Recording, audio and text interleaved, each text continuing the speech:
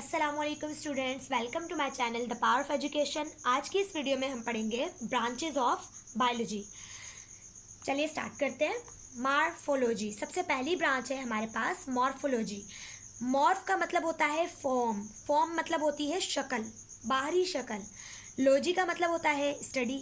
तो मॉर्फोलॉजी में हम किसी भी जानदार की बैरूनी साख्त के बारे में पढ़ते हैं। एग्जाम्पल, अगर आप हाथ देखें तो हाथ आपको एक्सटर्नल तौर पे नज़र आ रहा है, बाहर नज़र आ रहा है।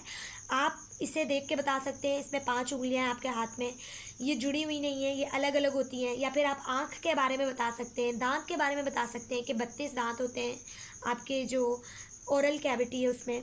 उसके अलावा आप ये बता सकते हैं नाक है, कान कैसे हैं, आंखें कैसी हैं। तो वो तमाम चीज़ें हैं जो कि आपको एक्सटर्नल नज़र आती हैं, बाहर नज़र आ रही होती हैं, जिसके लिए आपको काट पीट नहीं करनी पड़ती, सर्जरी नहीं करनी पड़ती। वो तमाम चीज़ों के बारे में स्टडी कहलाती है मॉर्फोलॉजी। जैसे आपके नोज़ के बारे में स्टडी, आपके चिक्स के बारे में स्टडी, आपकी स्किन के बारे में स्टडी, आपके एयर्स के बारे में स्टडी। तो ये तमाम चीज़ों की स्टडी कहलाती है मॉर्फोलॉजी। मॉर्फोलॉजी बायोलॉजी की वो शाख है जिसमें हम एक्सटर्नल पार्ट्स के बारे में या एक्सटर्नल बाहरी स्ट्रक्चर्स के बारे में क्या करते हैं, स्टडी करते हैं। सेकंड ब्रांच है हमारे पास एनाटमी। एनाटमी का मतलब होता है इंटरनल पार्ट्स की स्टडी। वो पार्ट्स, एनाट का मतलब होता है कटिंग, कटिंग के ज़रिए पढ़ना, ठीक है। एना का मतलब होता है स्टडी और टॉमी का मतलब होता है कटिंग। तो हम किसी भी ऑर्गन को कट करके पढ़ते हैं तो उसे हम कहते हैं एनाटमी। अब एनाटमी में क्या आएगा, अगर मैं आपसे पूछूं हार्ट के बारे में पढ़ें तो हार्ट के बारे में हम पढ़ेंगे एनाटमी में, क्योंकि हार्ट एक अंदर एक इंटरनल स्ट्रक्चर है, अंदरूनी स्ट्रक्चर है, इंटरनल पार्ट है। तो उसे पढ़ने के लिए आपको क्या करना पड़ेगा, देखने के लिए आपको एक कट लगाना पड़ेगा, सर्जरी करके उसे देखना पड़ेगा।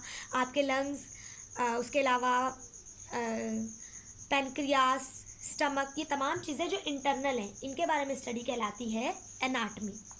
नेक्स्ट है हमारे पास सेल बायोलॉजी। तो सेल बायोलॉजी में हम सेल के बारे में पढ़ते हैं। सेल क्या होता है, खुलिया।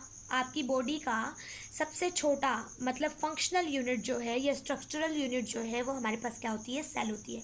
तो सेल के बारे में और उसकी ऑर्गेनली के सेल के अंदर क्या क्या चीज़ें होती हैं उनके बारे में पढ़ना कहलाता है सेल बायोलॉजी। अब सेल में क्या होता है, सेल होता है उस एक सेल है, उसके बीच में क्या होता है, न्यूक्लियस होता है। न्यूक्लियस के अंदर क्या होता है, न्यूक्लियोप्लाज्म होता है। न्यूक्लियोप्लाज्म में कुछ ऑर्गेनेलीज होते हैं जो हम आगे डिस्कस करेंगे चैप्टर 4 में। उसके अलावा यहाँ होता है साइटोप्लाज्म, सेल मेम्ब्रेन, ये होती है सेल मेम्ब्रेन। तो इन तमाम चीज़ों के बारे में पढ़ना कहलाता है सेल बायोलॉजी। उसके बाद है हिस्टोलॉजी। हिस्टोलॉजी, हिस्टो का मतलब होता है टिश्यू और लॉजी का मतलब होता है स्टडी। तो टिश्यूज़ के बारे में स्टडी करना कहलाता है हिस्टोलॉजी, स्टडी अबाउट टिश्यूज़। अब टिश्यूज़ क्या होते हैं, एक जैसे सेल, मुख्तलिफ मतलब कि एक जैसे सेल आपस में मिलकर क्या बनाते हैं, टिश्यू।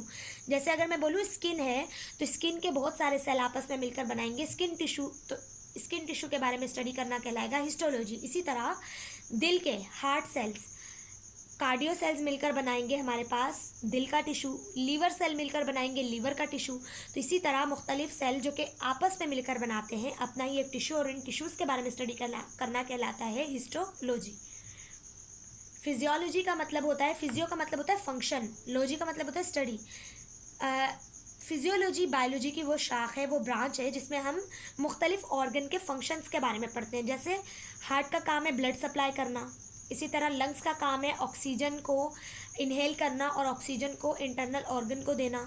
उसके अलावा हमारे पास लीवर का काम है कि मेटाबॉलिज्म में हेल्प करना। तो मुख्तलिफ ऑर्गन के फंक्शन को कौन बताता है, फिजियोलॉजी बताती है।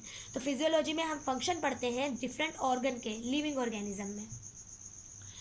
नेक्स्ट ब्रांच है हमारे पास टैक्सोनॉमी। टैक्सोनॉमी में हम स्टडी ऑफ नेमिंग ऑर्गेनिज्म पढ़ते हैं कि जानदारों के नाम कैसे रखे जा सकते हैं।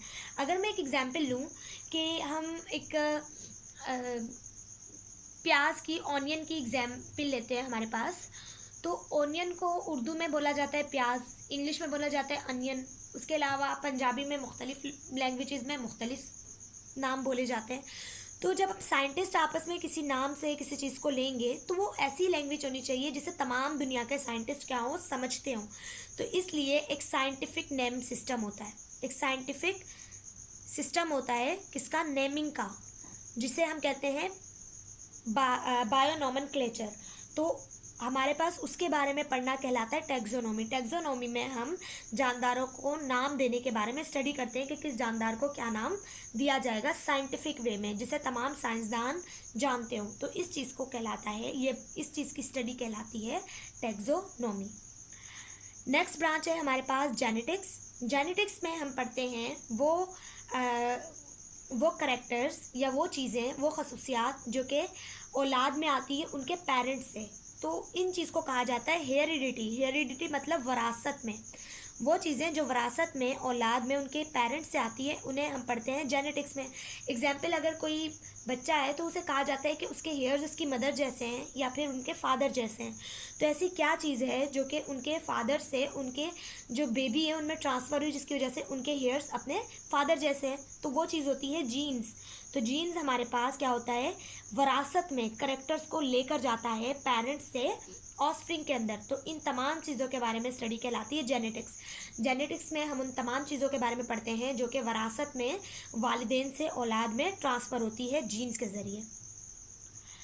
आज के लिए इतना काफ़ी है। नेक्स्ट लेक्चर में हम मज़ीद ब्रांचेस ऑफ बायोलॉजी को डिस्कस करेंगे। अगर आपको इस लेक्चर में कोई भी कन्फ्यूजन या कोई भी क्यूरी और क्वेश्चन है तो आप कमेंट बॉक्स में पूछ सकते हैं।